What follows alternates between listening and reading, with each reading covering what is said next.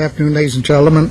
I'd like to announce first the special meeting of the Glendale Housing Authority, which was called together earlier today, is now being adjourned, and I did not attend this closed session meeting due to a conflict of interest. Mr. City Attorney, does that cover everything? Yes, sir. As long as there's Thank a you. motion to adjourn. Move to adjourn. Second. And the special meeting stands adjourned. Okay, now, I'd like to call to order the February 5th, 2008 meeting of the Glendale Housing Authority, commencing at 2:43 p.m. May we have a roll call? Authority members Draymond. Here. Mincy. Here. Najarian. Here. Barazian. Here. Quintero. Here. Yusefian. Here. Chairman Weaver. Here. We have your report. Agenda for the February 5th, 2008 regular meeting of the Glendale Housing Authority was posted on Thursday, January 31st, 2008 on the bulletin board outside City Hall. Thank you. Next, please. Next is a motion to approve the minutes. No minutes.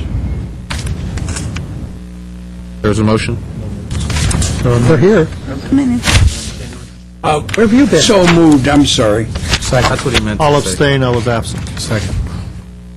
Okay, with the one abstention, the minutes will stand approved as submitted. Next, please. Next is oral communication. Discussion is limited to items not part of this agenda.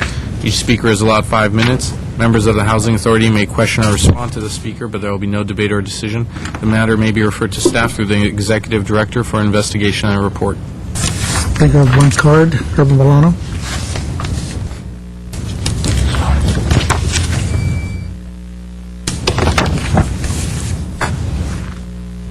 Good afternoon, members of the Housing Authority. My name is Herbert Milano.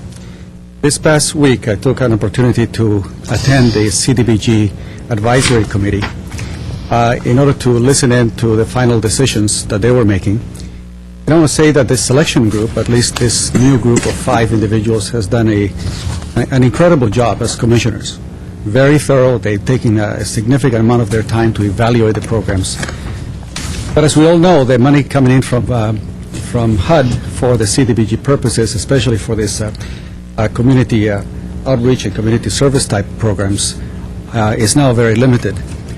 And it's limited precisely at the time when the economy is on a downturn. I believe that many of these programs are now in jeopardy of sustainability. And as I looked at their debates, they also were struggling very hard with how to provide sustainability to many of these programs that absolutely need more funds. One of the things that I found kind of interesting is the issue of the bookmobile. To me, one of the core objectives of a city, besides providing for the police and fire, is to provide for libraries.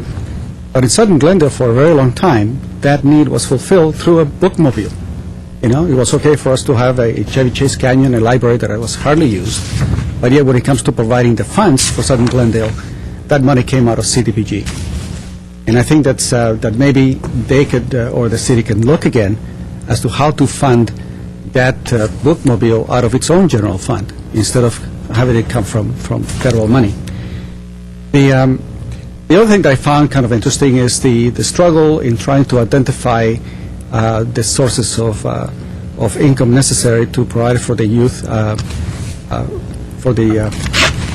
youth programs, especially the job that are provided during the summer. Many people are not aware that many of these youth are actually helping out their families with the jobs that they get. It's the most astonishing thing. But yet we're going to see that perhaps some of those funds are being cut for this particular program that I feel is so essential. Every time you cut the opportunities for youth to obtain jobs, well, you find a lot more mischief, and eventually you're going to find those expenses being absorbed at the tail end with the police and other issues.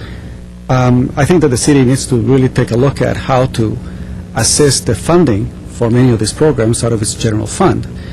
My suggestion is that you look very hard at the overtime that the city is racking up every year. I haven't heard any significant debate at the city council sessions with regard to what the city intends to do to tighten its own budget and provide perhaps some of those funds necessary from that overtime, and perhaps transfer some of these funds to many of these programs that are out there helping those individuals who are in the most need.